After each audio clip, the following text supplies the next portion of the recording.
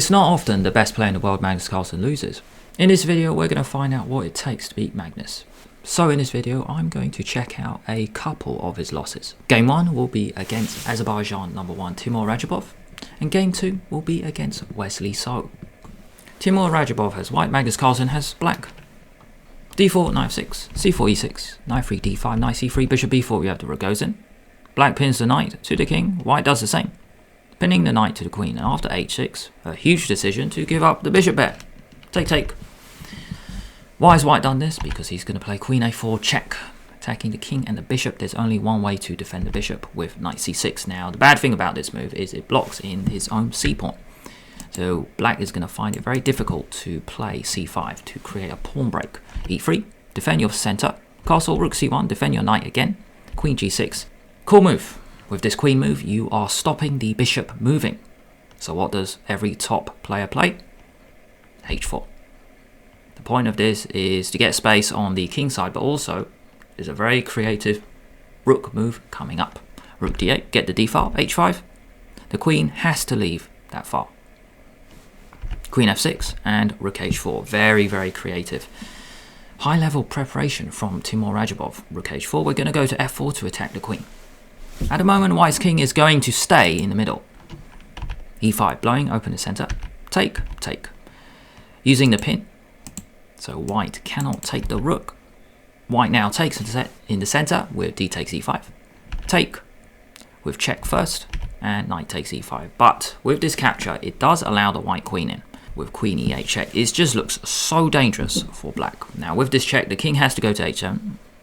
Meanwhile, the knights attack each other. White's rooks can come into the game. Rook to f4, the rook is attacking the c7 pawn. King to h7, rook f4. Now this is a blunder because white had a better move. Rook d4. Now what's the difference? Well, it's all about fighting control for the d3 square. If white can get a bishop on this diagonal, then it's going to be game over. So rook d4, you're offering a rook trade.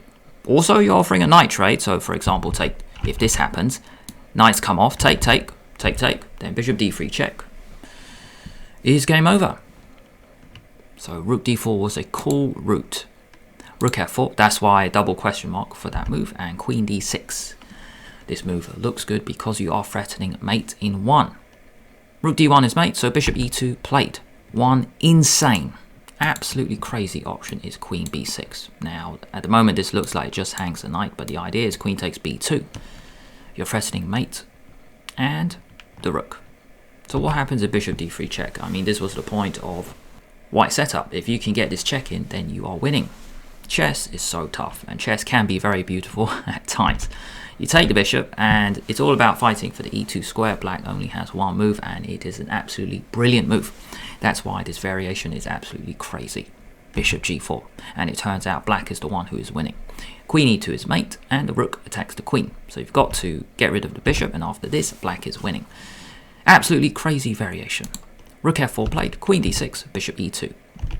f5, controlling e4, but knight d4 now. Knight now attacks the new weakness, c6. Knight takes f5. You can't take because you will lose the rook in the corner. No good way to defend it if you go queen f6. Well, that hangs. Pawn to c6, knight takes f5, queen d8, offering a queen trade. Why is a pawn up? So Radjabov, he transitions into a winning endgame. The queens come off. Knight back to d4, bishop d7, and rook e4. Next few moves are very powerful. All of white's moves, they're just attacking. So Radjabov, he's playing with the initiative. Rook e8, rook c5. You are a pawn up, it's time to relax. No way. Keep applying the pressure. You attack knight on e5. Bishop d3, so you're trading on my terms. I really like this move. I know it's not a big deal. I mean, you could trade rooks and then bishop d3, but it's like saying, you take me, and then now it's a check. King gets out of the way, take, b4. Get your queen side majority rolling. Bishop g6, cementing your opponent's king on the back rank. Bishop g6 is such a good move.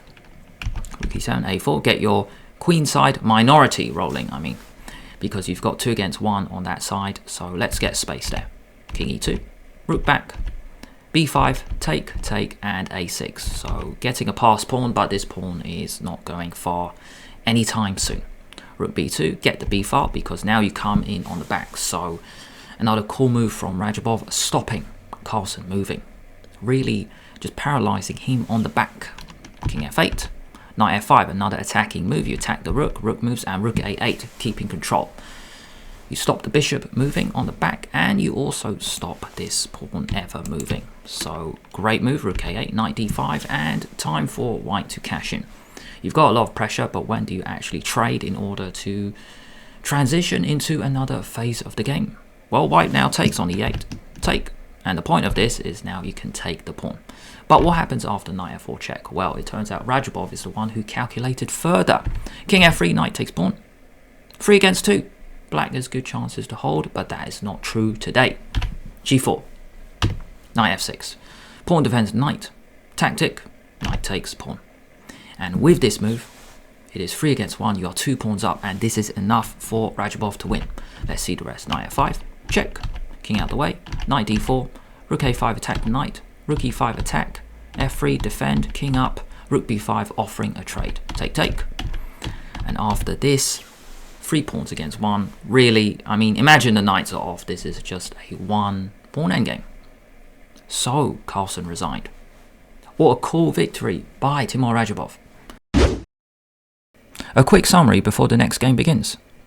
Check out the timer in the top right corner. That's how long this summary will last. We have the Rogozin defense. White played queen a4 check to misplace the knight. h4. Every top player plays this thanks to the positive influence of alpha 0. Black open center, but it allows queen e8 check. This looks so dangerous for black.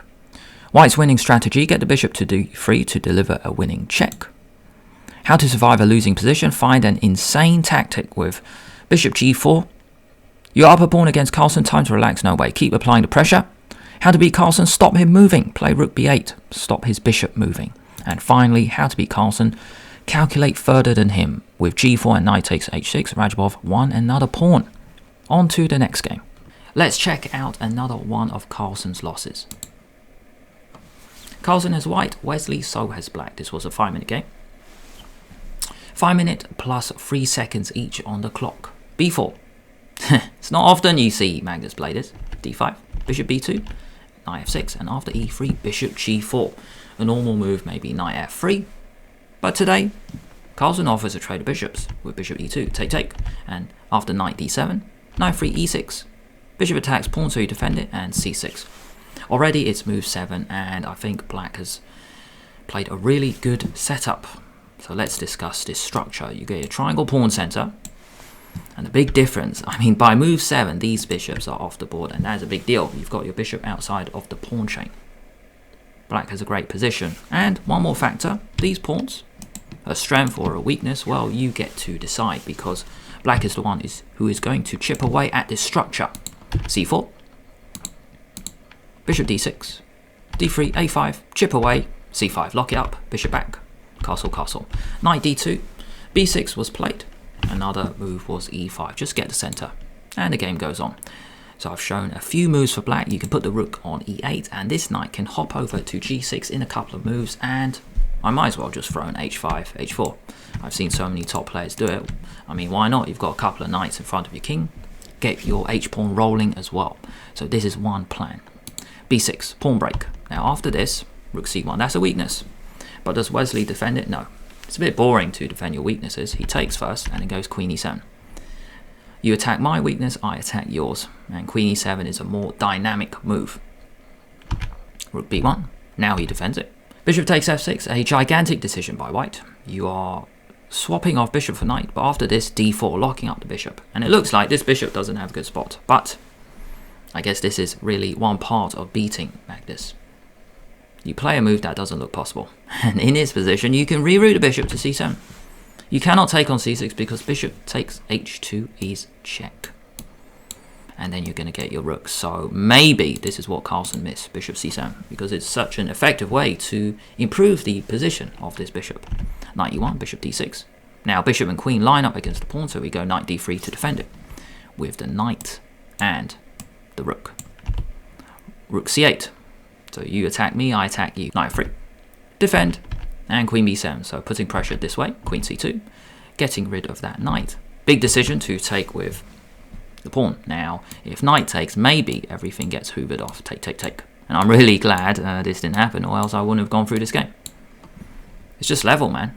It's just level. So I'm glad an imbalance happened. Knight d7 and rook b3. So if we consider this position, the one pawn break black does not have is c5.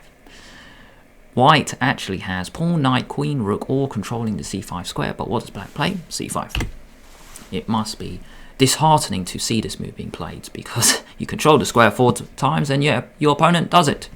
He plays the move with c5. You can't take with a pawn because your rook is attacked.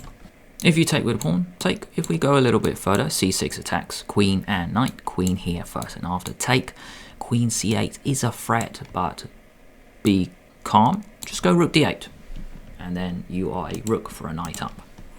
c5, Wesley played it, and after knight takes c5, take. There's only one move here for white, and it's not taking with the queen. That's the amazing thing. Queen takes e5 is actually a blunder, and there's a brilliant tactic here. You've got to play rook c3. You cannot move the knight away because rook c8 is back rank mate. If you go knight d7, which actually stops it, you go rook c7. That's the key. There's no back rank mate this time because check, take, knight f8. So that's actually a big difference. If you move the knight somewhere else, then we have back rank mate. So after knight takes e5, queen takes e5 is the blunder, and it turns out white's back rank is the one that is weak. Rook c6, game over. You cannot take, because after take, you get back rank mated. Chess is tough. Chess is so tough. After queen takes e5, rook c6, Carlsen had to give up a queen for a rook, so he just defends it. Take. h5, no back rank mate ever for black, and the game is over very soon. Queen b8, attack the pawn, he wins it. Rook a2, attack f2, 1, 2. So he defends it, and the cool thing is, even though you defend it, Wesley still can take it. That's the cool thing, because the queen attacks this rook. So if this happened, then check, and then you pick up the b pawn as well. So push, check, and then queen e5, accurate move, and that's it. And Carlsen resigned. If you go rook b1, you might as well take, and then just come back, and that's it, game over. Because really, the worst case situation is black can just take this pawn, the queen and rook, and in the meantime, he's got 5 against 2. A quick summary before I make a few video suggestions. Black setup, triangle pawn center, knights defend each other, and the bishop on c8 is already gone. White's pawn structure is a strength or weakness. Well, Wesley attacked it with a5. If black gets the center, this was one option. One possible setup, rook e8, knight f8 to g6, and h5, h4. Huge decision for white to trade a bishop for a knight to shut out black's bishop with d4. Reroute your worst piece. Maybe Magnus missed this rerouting. Bishop to c7 and then to d6. How to beat Carlsen, play an impossible pawn break. c5 looked impossible, but Wesley did it. And finally, how to win Carlsen's queen, threaten back rank mate with a brilliant move like rook c6. Let me know if you enjoy this kind of video where I go through how Magnus loses. Because the truth is, Magnus doesn't lose many games. Here's YouTube's suggestion for what to watch next. By the way, if you don't like their option, you might like Alireza Firouzja beats Magnus Carlsen in 29 seconds. This is a bullet game. If you don't like that one, you might like another one. Checkmate Carlsen in 30 seconds by Daniel Naroditsky. Thanks for watching.